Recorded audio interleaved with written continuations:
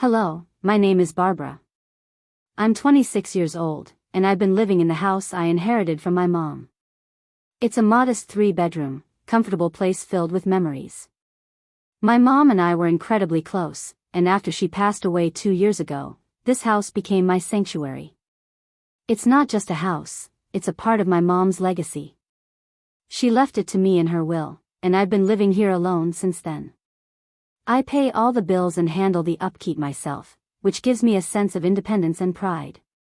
Before we go any further, I'd love to know, where in the world are you watching from? Drop your location in the comments below. I love seeing how far this little story can travel. Let's make this space feel a little more connected, no matter how many miles are between us. About a year ago, my dad moved in with me. Within 6 months, his new girlfriend, Anna, moved in as well. At first, I was genuinely happy for him. He'd been so lonely after losing my mom, and I thought maybe this was his chance to find happiness again. But things started moving really fast, and it didn't take long for things to start feeling off. I didn't think much of it since it wasn't my place to interfere with his relationship. I just wanted my dad to be happy. But it didn't take long for Anna to start showing her true colors. From the very beginning, she was overly involved, making suggestions about how my dad should improve his life. It was little things at first, like changing his wardrobe or suggesting new hobbies for him. But soon her attention turned toward my home. Anna started dropping hints about redecorating. She would casually mention how the living room could use a new color or how a different sofa would make the space more inviting. I politely ignored her comments at first, but it quickly escalated. One day, she came back with paint samples and swatches of fabric for new curtains. I was taken aback. I hadn't asked for her opinion, and I definitely wasn't planning on changing anything. I tried to be diplomatic, reminding her that this was my house and I liked it the way it was. Anna just laughed it off, saying she was only trying to help. But it didn't feel like help, it felt invasive, like she was trying to make my space her own. The small argument started not long after that. It was always about trivial things, whether the coffee table should be moved, why I hadn't replaced the old chair in the corner, or how I should think about modernizing the kitchen. Every time I pushed back, Anna acted surprised, like she couldn't believe I didn't appreciate her input. And every time, my dad took her side. He would shrug it off, saying Anna just wanted what was best for us. It was infuriating. Things started to get weirder when Anna began introducing herself to my neighbors as the woman of the home. One of my neighbors mentioned it to me casually, assuming I already knew. I was shocked. I confronted Anna about it, and she just laughed it off, saying, "Well, I am older than you." Like that somehow gave her the right to claim my home as hers. But it didn't sit right with me. It felt like she was trying to plant a flag, to stake a claim on something that wasn't hers. The breaking point for me was when I caught her snooping in my room. I came home early from work one day and found Anna in my bedroom, going through my dresser drawers. She looked up, startled, and immediately put on her innocent face. "Oh. I was just looking to borrow a scrunchie," she said, like it was the most normal thing in the world. But I hadn't invited her into my room. I hadn't given her permission to go through my things. Her excuse felt flimsy and invasive. It wasn't about the scrunchie. It was about boundaries she clearly didn't respect. I didn't buy it for a second. I told her, as calmly as I could, that she had no right to be in my room. She pouted, acting like I'd hurt her feelings, but I didn't care. I was furious. When I told my dad about it later, he just brushed it off. "It's not that big of a deal, it's just a scrunchie," he said, like that somehow made it okay. But to me, it wasn't about the scrunchie. It was about privacy, respect, and the fact that Anna had no business being in my room without permission. I couldn't believe what I was hearing. It was like he couldn't see what was right in front of him. Anna was overstepping her boundaries, and he was letting her get away with it. Then came the day I found my mom's old piano moved to the garage. Music had been her true passion, and some of my fondest memories are of her teaching me to play when I was little. That piano represented some of my fondest memories of my mom, and I kept it in the living room as a quiet tribute. So when I came home and saw it was gone, my heart sank.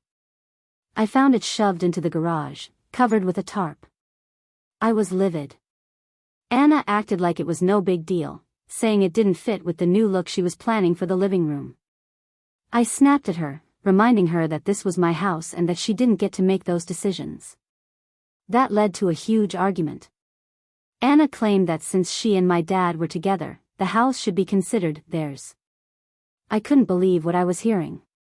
I told her, in no uncertain terms, that the house was legally mine and I was the one who paid the bills and the property taxes.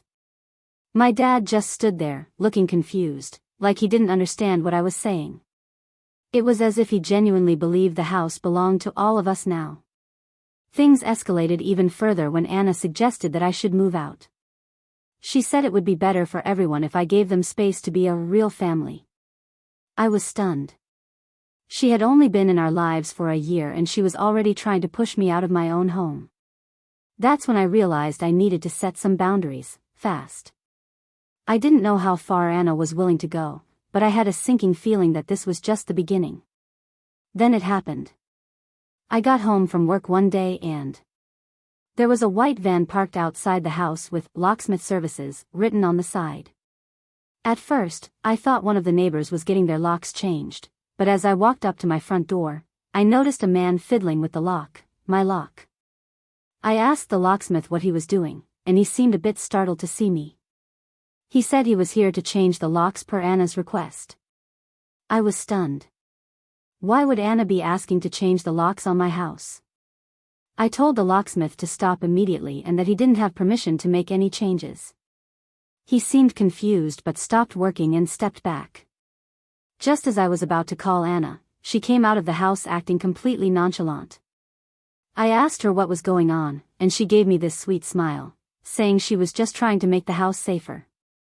According to her, there had been break-ins reported in the neighborhood and she wanted to be proactive. I couldn't believe what I was hearing.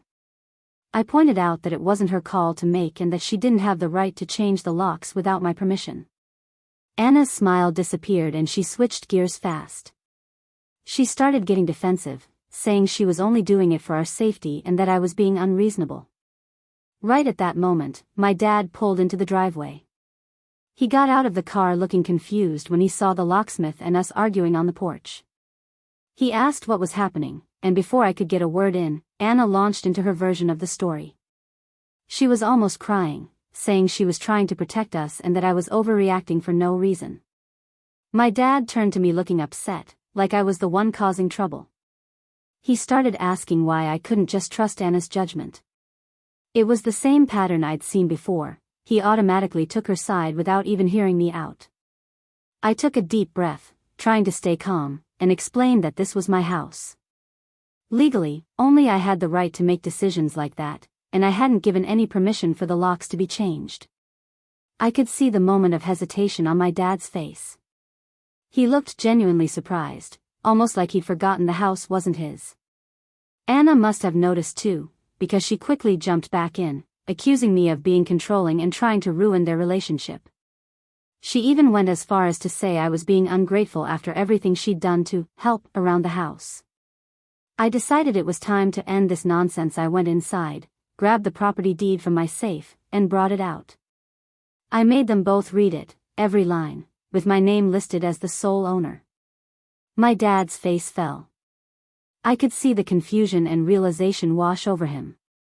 Anna stood there, silent, avoiding eye contact. Then I turned to the locksmith, thanked him for his patience, and said, "We're not changing the locks today." He nodded, then casually mentioned he also sold and installed Ring cameras. Without hesitating, I told him I'd take one. Right there on the spot, he set it up for me, walked me through how it worked, and made sure everything was in place. I paid him, thanked him sincerely, and watched him pack up and leave. Anna hated it. I could see it all over her face.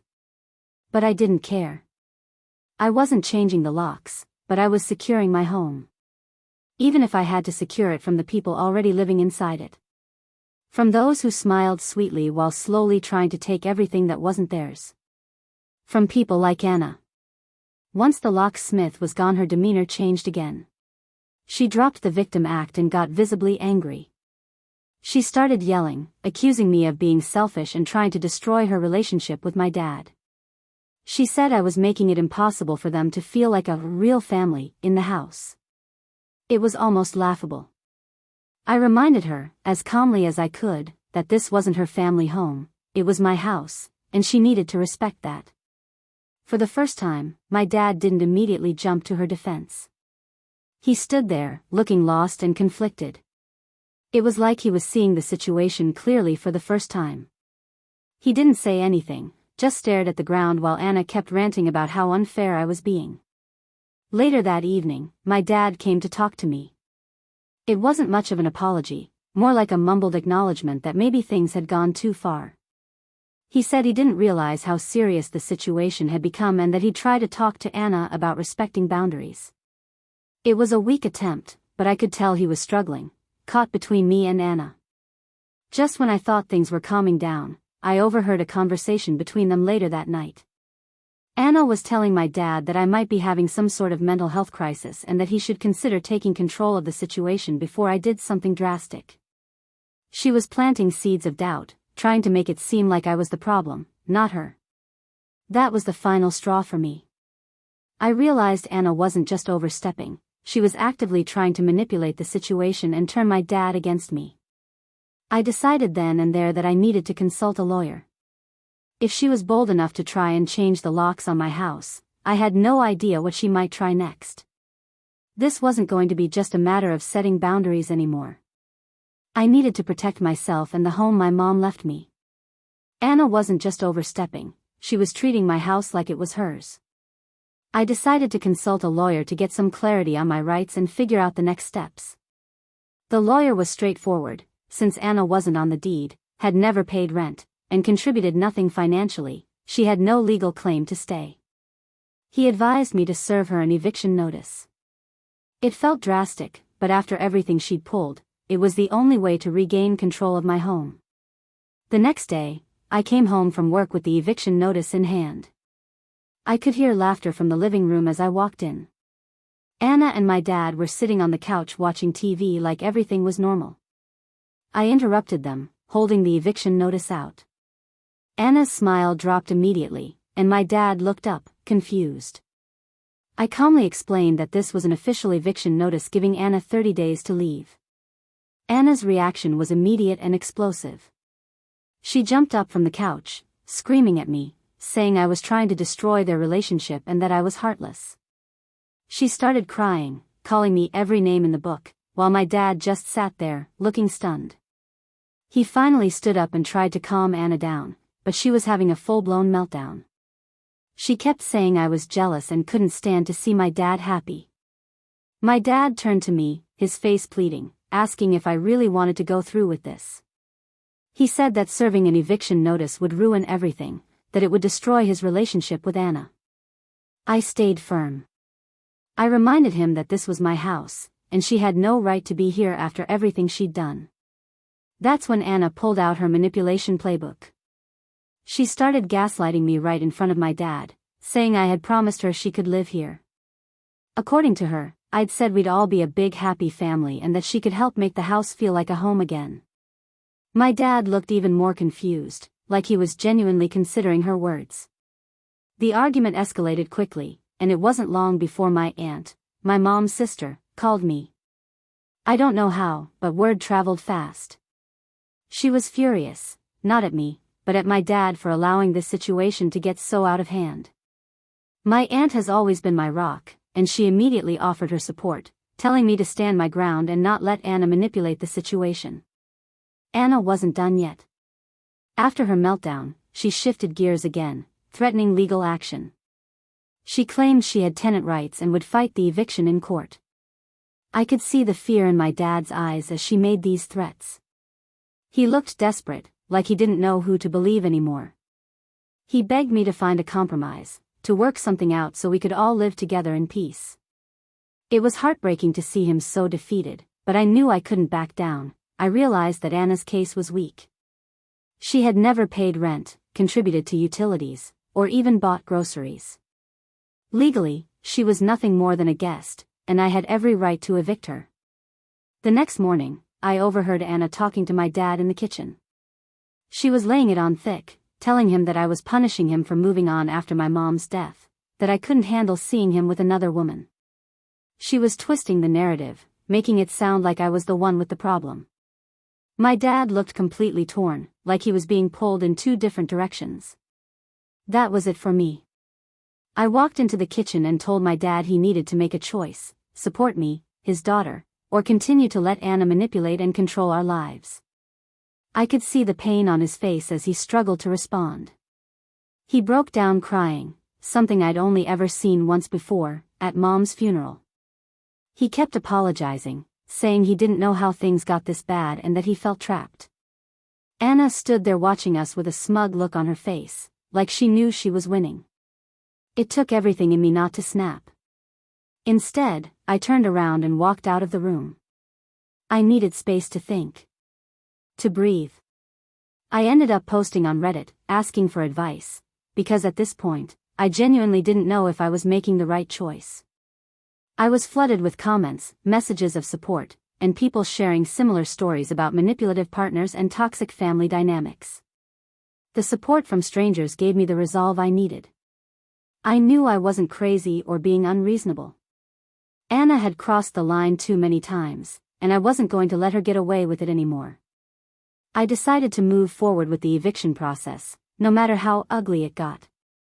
As I went to bed that night, I couldn't help but wonder how we ended up here. Just 2 years ago, it was me and my dad, grieving, but getting by. Now it felt like a stranger had come into our lives and flipped everything upside down. But one thing was clear: I wasn't going to let her take what was mine. The fight was just beginning, and I was ready for whatever came next. Update 3. I knew things were going to get worse, but I didn't expect it to escalate so quickly. Not long after I served Anna the eviction notice, I received a court summons in the mail. It was from Anna, claiming tenant rights. She was trying to fight the eviction by insisting she was a legal tenant in my home. My stomach dropped when I read the court documents. According to Anna, not only was she a tenant, but she was also accusing me of harassment and creating a hostile living environment. I immediately called my lawyer. He reassured me that this kind of case was weak, especially since Anna had never paid rent or contributed financially to the household. Still, the fact that she was willing to take it this far made me realize just how deep her manipulation ran. I was dealing with someone who wasn't going to back down easily. The next time I saw my dad, he was in full panic mode. He begged me to drop the case, saying we could find a way to make this work without going to court. He looked so desperate, like he was caught in the middle of a nightmare. I could see he still didn't understand the full picture. He actually believed Anna when she said this was all a big misunderstanding. He kept insisting that if I just talked to her, we could sort it out. I told him I wasn't backing down. This wasn't just a misunderstanding, this was Anna trying to steal my home from under me. I knew I needed to gather evidence to prove that Anna was never a tenant, just a guest who had overstayed her welcome.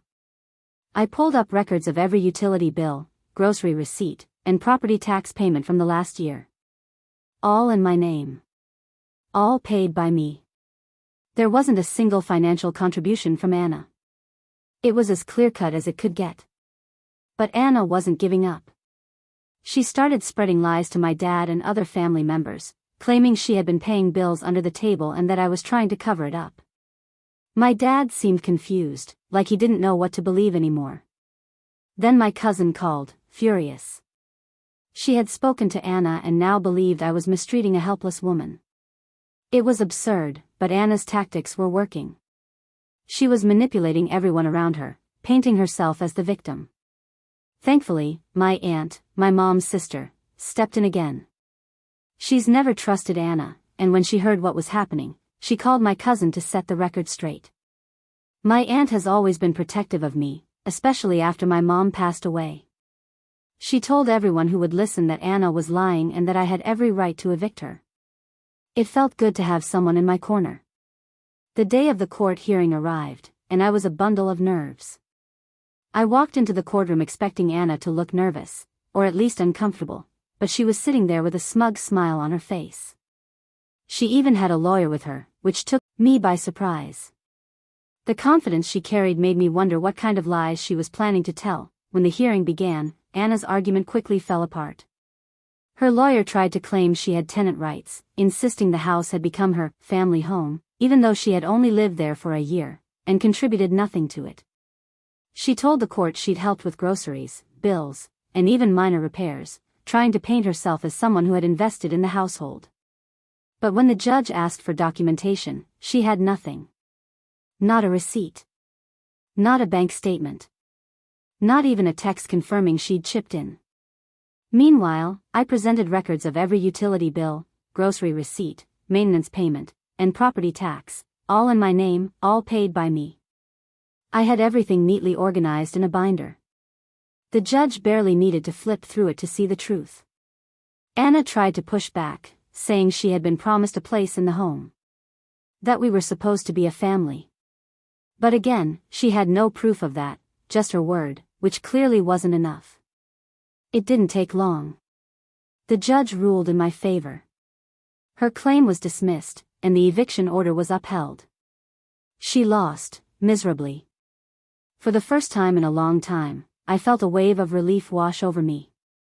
The lies didn't win. The truth did. Then I came home from work one evening to find my dad packing his bags.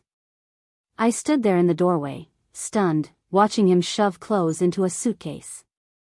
I asked what was going on, and without even looking up, he told me he'd decided to move in with Anna, temporarily, he said, but I knew better. This wasn't a temporary decision. It was a choice. And he'd chosen her over me. My dad didn't waste time getting defensive. He started saying that if I had just been more understanding, if I hadn't served the eviction notice or taken things to court, we wouldn't be in this mess. He made it sound like this was all my fault. Like I'd forced his hand. He kept talking about how Anna felt unsafe and unwelcome, and how he couldn't just leave her to fend for herself.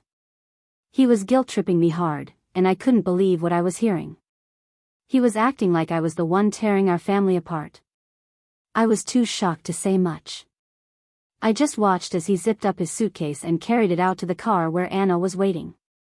She was sitting in the passenger seat with that same smug smile on her face, like she'd won some twisted game.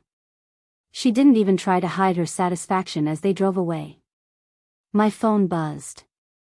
It was a text message from Anna. I always get what I want. The anger I felt in that moment was like nothing I'd ever experienced.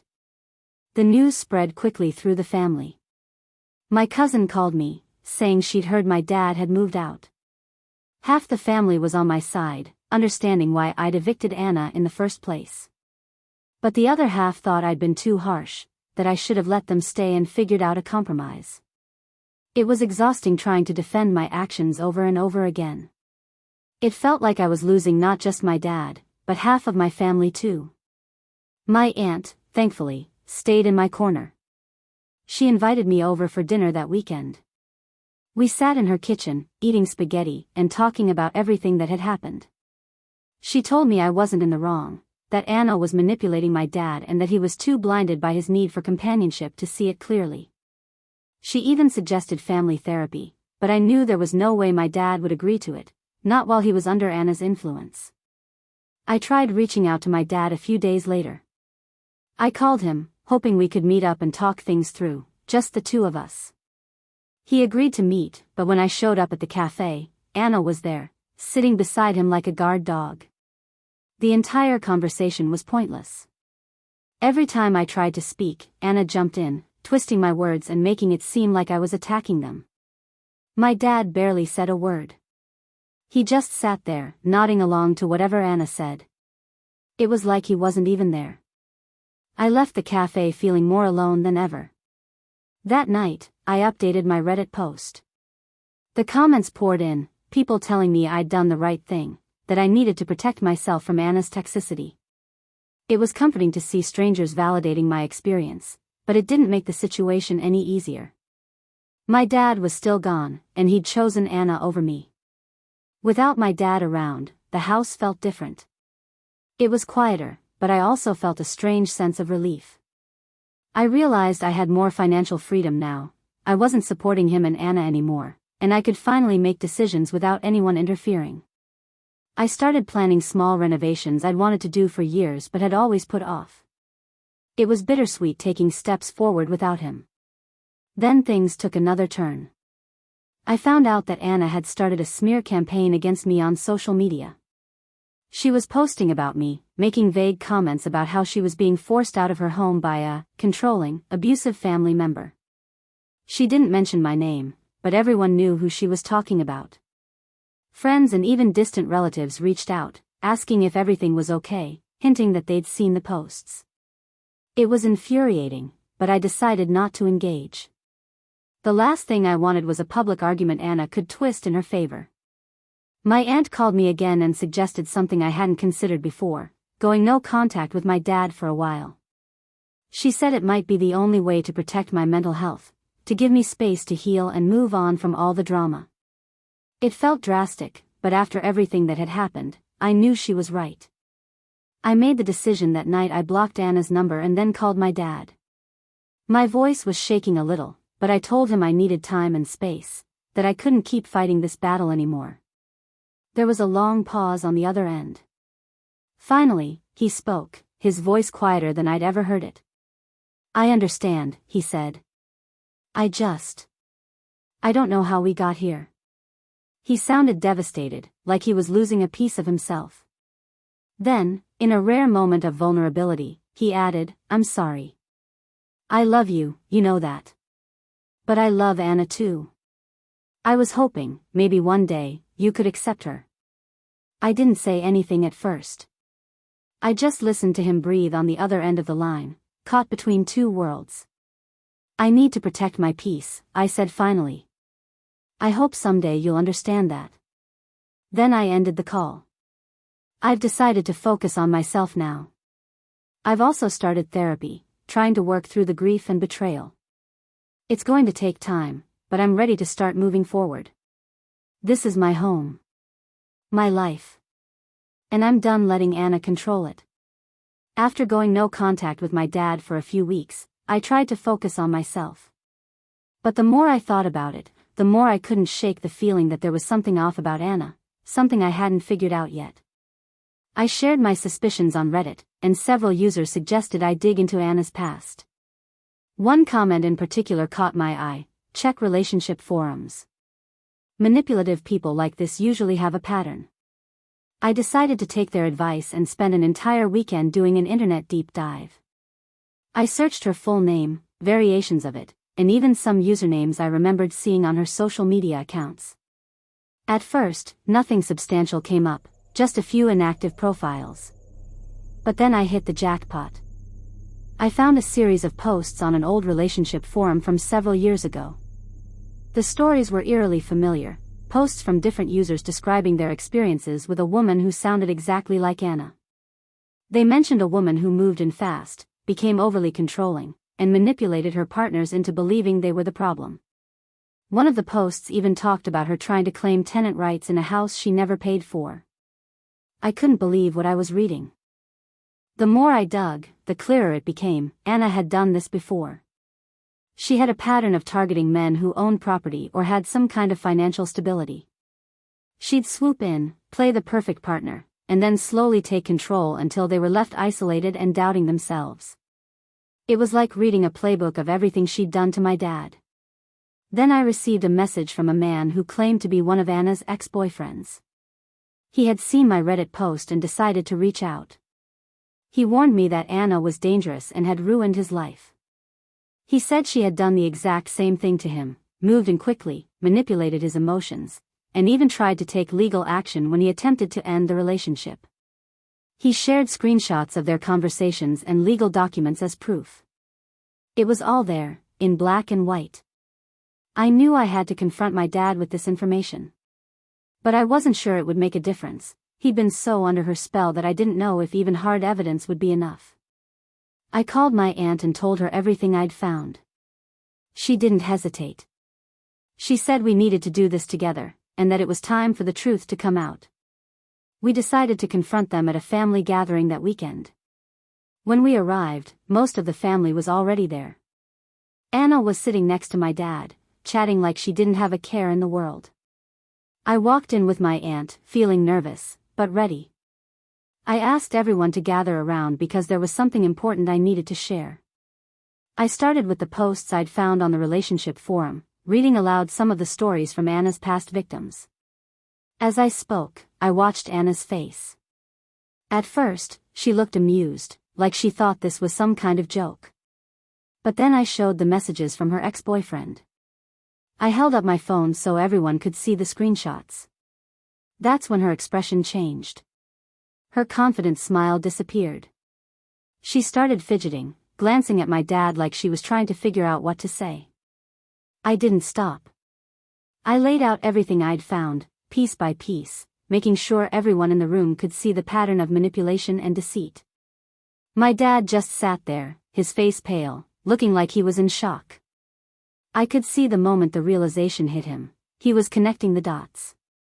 He looked at Anna, and for the first time, there was doubt in his eyes. Anna knew she was cornered. In a last-ditch effort, she stood up and started yelling, accusing me of trying to sabotage her, saying I was just jealous and couldn't handle my dad being with another woman. But the family wasn't buying it anymore. They had seen enough. One by one, they started to back me up, telling her to leave, saying they didn't want her there anymore. Anna's face twisted with anger. She grabbed her purse and stormed out, screaming that I'd ruined her life and that I'd regret this. The room was silent after she left, everyone just staring at the door she slammed behind her. My dad broke down. He put his head in his hands and started crying, saying he was sorry over and over again. He admitted that he'd been blind, that he'd ignored all the red flags because he didn't want to be alone. It was heartbreaking to see him like that. But it was also the first real conversation we'd had in months. We sat there for a long time, talking honestly for the first time since this whole nightmare started. We decided to try therapy together. It's going to take time to rebuild our relationship, but for the first time it feels like there's hope. A few days later, I got a new message from an unknown number. It was a cryptic threat, clearly from her, saying I hadn't seen the last of her. I didn't respond.